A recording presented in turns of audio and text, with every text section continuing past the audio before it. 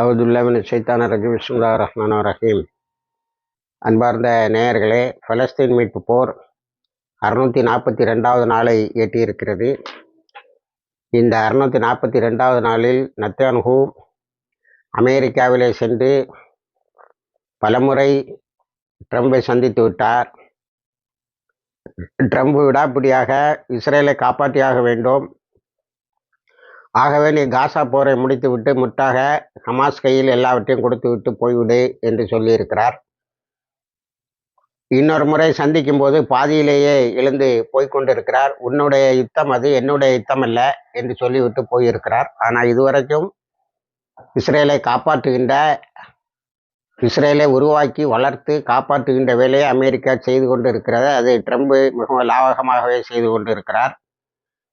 நேற்றே நெத்தன்யாஹூ திடீரென ஹமாஸுடைய நிபந்தனைகளை ஏற்றுக்கொண்டு காசாவிலிருந்து வெளியேறுவதாக அறிவித்துவிட்டு இன்றைக்கு ஊடகங்களில் நாங்கள் 60 நாளைக்கு உள்ளால் ஹமாஸ் வெளியேறவில்லை, ஹமாஸ் கம்ப்ளீட்டாக முற்றாக தன்னை ஆயுதமற்றவர்களாக ஆக்கி கொள்ளவில்லை என்று சொன்னால் நான் மீண்டும் தாக்குவேன் என்று சொல்லியிருக்கிறார். ஹமாஸ் முடியாது, நாங்கள் கடைசி ஒரு ஆயுதம் தாங்கியவர்களாகவே இருப்போம் என்று சொல்லியிருக்கிறது. ஆகவே போர் நிறுத்தம் என்பது இப்பொழுது, அதாவது நெத்தன்யாஹூ இருக்கும் வரைக்கும் அது நடைபெறாது என்று தான் நினைக்கிறோம்.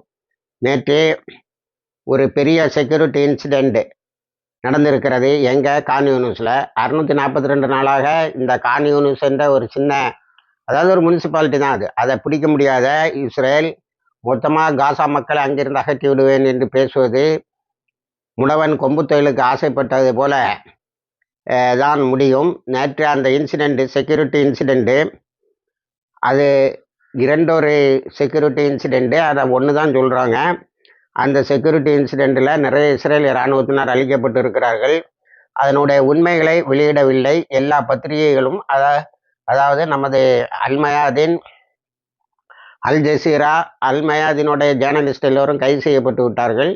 அவர்களில் ஒருவரை 3 நாட்கள் கழித்து ஞாயிற்றுக்கிழமை வெளியிடுவேன் என்று சொல்லியிருக்கிறது. அல் ஜசீராவுக்கு இஸ்ரேலில் இடமே கொடுக்கல. அது ஜோர்டானுடைய தலைநகரில் இருந்து தான் ரிப்போர்ட் தருகிறது. அது இந்த செக்யூரிட்டி இன்சிடென்ட்டில் எத்தனை பேர் இறந்தார்கள் என்பதை சொல்ல முடியவில்லை என்று சொல்லுகிறது. அடுத்தது கான் யூனிஸிலேயே தரையில் இறங்கி சண்டை போட்டு இருக்கிறார்கள். ஒரு புல்டோசர், D9 புல்டோசரை ஓட்டி வந்தவனை பிடிப்பதற்கு முயற்சி செய்திருக்கிறார்கள். அவன் புல்டோசரில் இருந்து இறங்கி ஓடிவிட்டான். ஆகவே அவனை கொலை செய்திருக்கிறார்கள். அல்லது ஒரு இஸ்ரேலிய இராணுவத்தினரை கைது செய்திருப்போம் என்று ஹமாஸ் அறிக்கை விட்டு இருக்கிறது. இனிமே நேற்று ரொம்ப கோரமான ஒரு இன்சிடெண்ட் இஸ்ரேலிய இராணுவத்துக்கு. அது ஒரு பில்டிங் இடிஞ்சு விழுந்ததில் கான் யூனிஸில் இருந்து கொஞ்சம் கிழக்கு பக்கம் ஒரு பில்டிங் கொலாப்ஸ் ஆனதில் 58 இஸ்ரேலிய இராணுவத்தினர் இறந்திருக்கிறார்கள். இதனை இஸ்ரேலிய மீடியாக்கள் என்ன சொல்கிறது என்று சொன்னால், building collapse, difficult incident, heavy casualty, serious incident, harsh and difficult. ஜீரணிக்க முடியாததாக இருக்கிறது. ஏனென்று சொன்னால் அந்த இடிபாடுகளுக்கு இடையிலே சிக்கியவர்களை கூட மீட்க முடியவில்லை. ஹெலிகாப்டர்கள் வந்தும் எதுவும் நடக்கவில்லை. ரெஸ்கியூ ஆப்ரேஷன் வந்தவங்களை ஹமாஸ் அடித்து துரத்தி விட்டார்கள். அடுத்தது சூசைட். இஸ்ரேலிய இராணுவத்தை நேற்று 5 பெரிய தாக்குதலை ஹமாஸ் நடத்தி இருக்கிறார்கள். இது அல்லாமல் 3 இடங்களில் 6 இஸ்ரேலிய இராணுவத்தினர் தற்கொலை செய்து கொண்டு இருக்கிறார்கள். ஒன்று கோலானி பிரிகேடை சேர்ந்த ஒரு ஆள், SDE டைமன் பேஸில், அதாவது இது இந்த பைத்தியக்காரர்களுக்கு அல்லது மனநோயால் பாதிக்கப்பட்டவர்களுக்கு கொடுக்குற ட்ரீட்மெண்ட்டும் உண்டு. அங்கே இராணுவத்துக்கு பயிற்சியும், ரிஃப்ரெஷர் கோர்ஸும் நடக்கும். அங்கே போன ஒருவன், காசாவில் இருந்து வந்தவன், தன்னைத்தானே சுட்டு கொண்டான். அடுத்தது சதர்ன் பேஸ், இஸ்ரேலுடைய சதர்ன் பேஸ், எல்லாமே இஸ்ரேலுக்குள்ளால் தான் நடந்திருக்கு. அவன் தன்னைத்தானே சுட்டு கொண்டு இருக்கிறான். ஜெருசலத்தில் ஒருவன் தூக்கு போட்டு இருக்கிறான். இதில் என்னன்னா, கோலானி பிரிகேட்ஸில் சேர்ந்தவங்களை பயங்கரமான காசு கொடுத்து ட்ரெயின் பண்ணோம்னு ஆரம்ப காலத்தில் இஸ்ரேல் சொல்லி கொண்டு இருந்தது. அவன் கொஞ்ச நாளாகவே பெனாத்திட்டு இருந்திருக்கான். ரிஃப்ரெஷர் கோர்ஸுக்கு வந்தவன்னு சொல்கிறாங்க. கொஞ்ச நாளாகவே பெனாத்திட்டு இருந்திருக்கான். அவன் கையிலிருந்து துப்பாக்கி எடுத்துட்டாங்க. ஆனால் அவன் திடீர்னு ஓடி போய் தன்னுடைய சக இராணுவத்தை இராணுவத்தை சார்ந்த இராணுவத்தை சார்ந்த தன்னுடைய சகா ஒருத்தன் இருந்து டக்குன்னு துப்பாக்கியை பறித்து தன்னை சுட்டு கொண்டார். இப்படி திக்கு தெரியாமல் தங்களை மாய்த்து கொள்ளுகின்ற இஸ்ரேலிய இராணுவத்தை வைத்துக்கொண்டு நான் எல்லாத்தையும் பிடிப்பேன், காசாவை மாற்றுவேன் என்றெல்லாம் பேசிக்கொண்டிருக்கிறார் நெத்தன்யாஹூ. அடுத்தது அமெரிக்கா இன்னும் ஆயுதங்களை அனுப்பிட்டு தான் இருக்கு. கிரீஸில் ஒர்க்கர்ஸ், அதாவது 5 யூனியனை சேர்ந்தவங்க இஸ்ரேலுக்கு போகிற ஆயுதத்தை ஏற்றவும் மாட்டோம், இஸ்ரேலுக்கு அங்கிருந்து வரக்கூடிய கப்பல்களில், அதாவது அமெரிக்காவினுடைய கப்பல்களில் வரக்கூடியதை கிரீஸில் இறக்கி அங்கிருந்து கிரீக் ஷிப்பில் இங்கே வருது. அதில் ஒன்று தான் நேற்று அந்த எட்டர்னல் சி அடித்து ஒடிச்சுது. அந்த இதில் நாங்கள் இனிமேல் லோடு பண்ண மாட்டோம், அன்லோடிங் லோடிங், அதாவது அமெரிக்காவிலிருந்து வரக்கூடிய ஆயுதங்களை இறக்குறது, அதை இஸ்ரேலுக்கு ஏற்றுறது, இந்த 2 வேலையும் நாங்கள் செய்ய மாட்டோம் என்று சொல்லியிருக்கிறார்கள். நேற்று அல் அஸ்கால கொஞ்சம் செட்டிலர்ஸ் பிரச்சனை பண்ணியிருக்கான். அவர்களை அங்குள்ள மக்கள் விரட்டி அடித்து இருக்கிறார்கள். அடுத்தது எய்டு சென்டர் கில்லிங்ஸ் திரும்பியும் கொஞ்சம் தொடங்கி இருக்கிறது. திரும்பியும் ஹமாஸ் அங்கே போய் எவன் துப்பாக்கி தூக்குறானோ அவனை சுட்டு கொண்டாதான் அது நிற்கும். அடுத்தது நம்ம இஸ்ரேலில் இருந்து இன்னைக்கு மீடியாவை அதிகமாக ஆக்கிரமித்து கொண்டிருப்பது என்னவென்று சொன்னால், சர்வே பை ஆல் ஜாப்ஸ் இன்னும் ஒரு சர்வே, பை ஆல் ஜாப்ஸ்ன்னு ஒரு சர்வே, எல்லா வேலைகளும்னு அதுக்கு தலைப்பு சொல்லலாம். ஒரு சர்வே நடந்திருக்கு. அதில் 73% தொழிலாளர்கள், அதாவது என்ன சொல்லலாம், எம்ப்ளாயீஸ்ன்னு சொல்லலாம், ஒர்க்கர்ஸ்ன்னு சொல்லலை, want to relocate to unoccupied areas.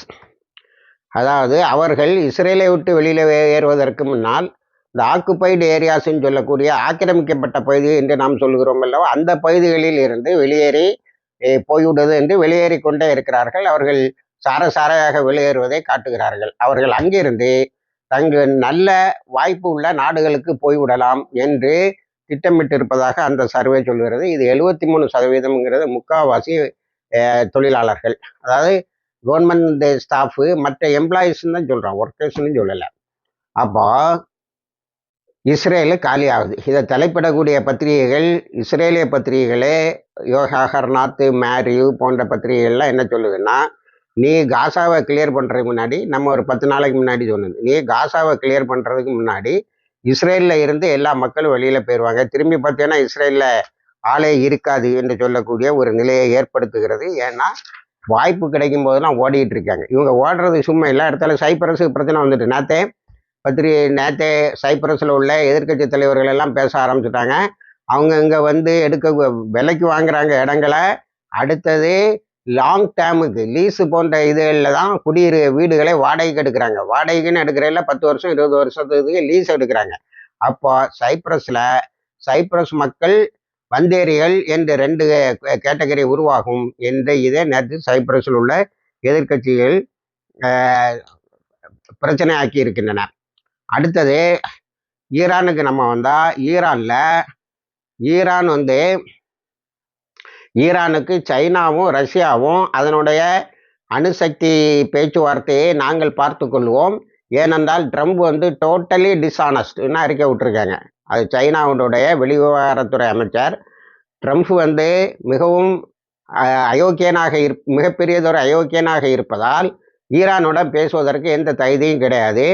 அதனால் ரஷ்யாவும் ஈரானும் சேர்ந்து அவங்களுக்கு நியூக்ளியர் சைடில் வேண்டிய உதவிகளை செய்வோம், அதே போல் ஆயுதங்கள் தயாரிக்கணுமா வேண்டாமாங்கிறத பற்றி முடிவெடுப்போம் என்று சொல்லி இருக்கிறார்கள். ஆனால் நேற்று ஹிந்துவில் நான் அடிக்கடி உங்களிடத்திலே கோட் பண்ணுற ஸ்டான்லி ஜோனி ஒரு கட்டுரை எழுதியிருக்கிறார். அதில் இப்போ மொத்த ஈரானியர்களும் என்ன சொல்லலாம்னா, நம்ம அணுகுண்டை தயாரித்தே ஆகணும். அதுக்கு அவங்க என்ன காரணம் சொல்கிறாங்கன்னா, நம்மளிடத்தில் அணுகுண்டு இருந்தால் இஸ்ரேலோ அமெரிக்காவோ நம்ம பக்கத்தில் வர்றதுக்கு தாக்குதலே ஆரம்பித்திருக்க மாட்டாங்க. தாக்குதல் ஆரம்பித்து தோற்றதுங்கிறது வேற.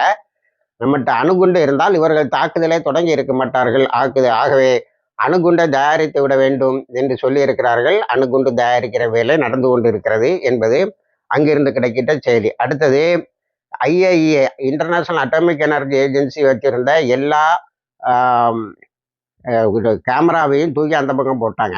இனிமேல் IAEA என்று சொல்லக்கூடிய சர்வதேச கண்காணிப்பு மையத்துக்கு அணுசக்திகளை கண்காணிக்கிற மையத்துக்கு ஈரானில் வேலை இல்லை என்று ஆக்கிவிட்டார்கள்.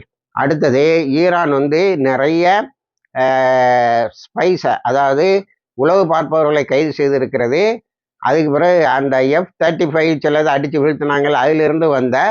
அதிலிருந்து விழுந்த அந்த பைலட்டுகள்கிட்ட கன்ஃபஷன் ஸ்டேட்மெண்ட் வாங்கியிருக்காங்க. அதை இப்போ வியட்நாமில் உள்ள அந்த கண்காணிப்பு மையத்திடம் கொடுத்திருக்கிறார்கள். அவர்கள் எல்லாம் மிஷினரிஸ், அதாவது கூலி வேலைக்கு அமர்த்தப்பட்டவர்கள். இஸ்ரேலில் இராணுவ பஞ்சங்கிறது பல விதத்தில் தெரியுது.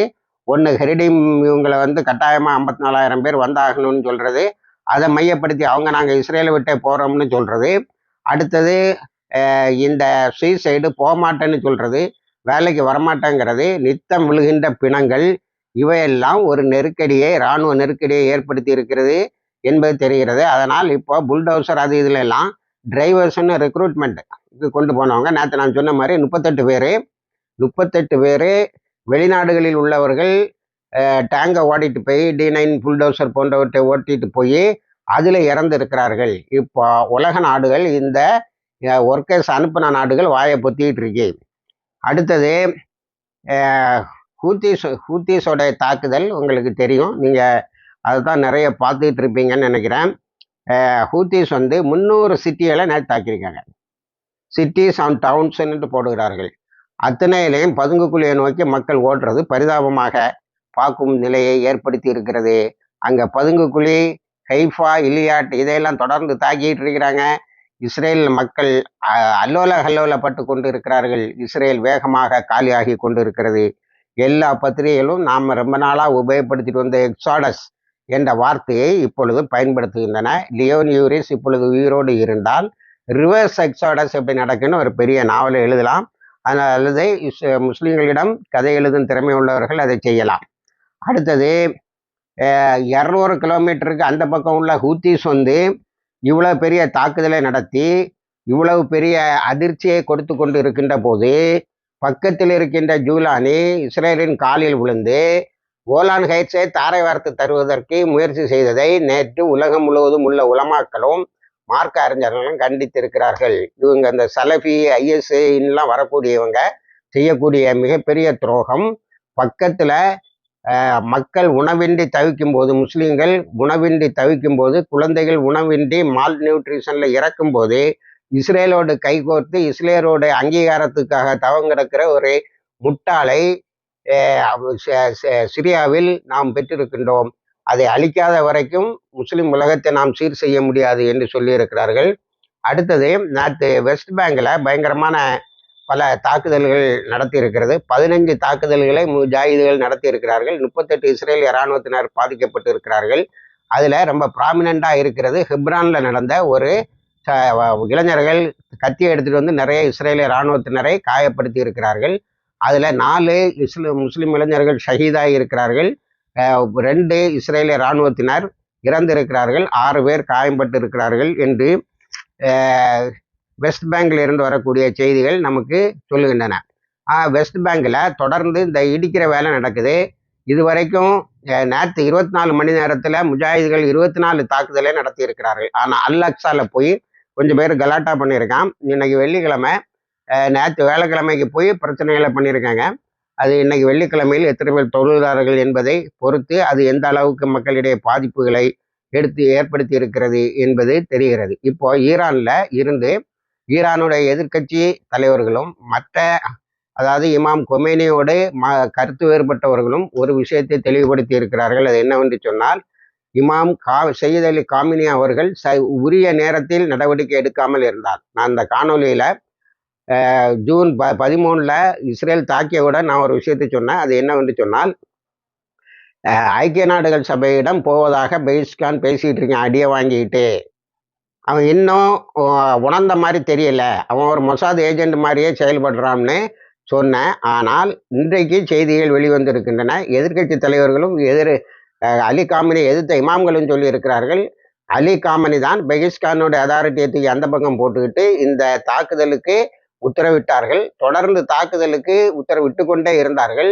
அவர்களை நாங்கள் பாராட்டுகிறோம். இந்த 12 நாள் தாக்குதலில் இஸ்ரேல் பெற்ற நஷ்டங்களை இப்பொழுது கேள்விப்படும் போது நமக்கு மிகவும் அதிகமான வெற்றி ஒன்று கிடைத்திருக்கிறது என்பது தெளிவாகிறது. ஆகவே அலி காமனியின் பக்கம் எல்லோரும் நிற்போம் என்று ஒட்டுமொத்த ஈரானும் நிற்கிறது. அணு ஆயுதத்தை தயாரித்து விட வேண்டும்.